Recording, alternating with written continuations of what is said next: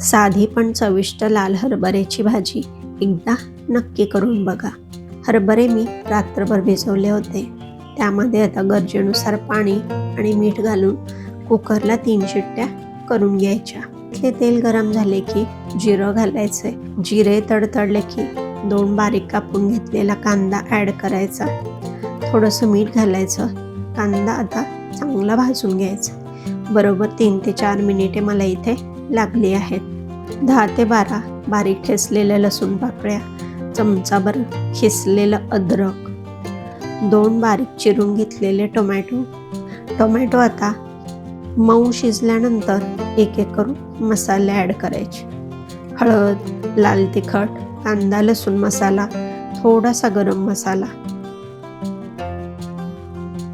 आणि चमचाभर धनापूड घालायची. वरून थोडंसं गरम पाणी ॲड करायचं. चांगलं मिक्स करून 3 ते 4 मिनिटे झाकण ठेवून शिजवून घ्यायचं. मसाला चांगला भाजला गेला आहे. तेल सुटायला सुरुवात झाली आहे. आता वरून उकडून घेतलेला हरभरा घालायचा. सगळं चांगलं मिक्स करून घ्यायचं.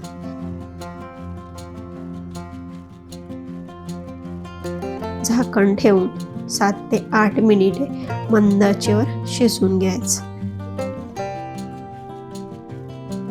वरून स्वच्छ धुवून कापून घेतलेली कोथिंबीर घालायची. साधी पण चविष्ट गरमागरम लाल हरभऱ्याची रस्सा भाजी तयार आहे. भेटूया लवकरच. तोपर्यंत काळजी घ्या. घरच्यांसोबत स्वतःचीही.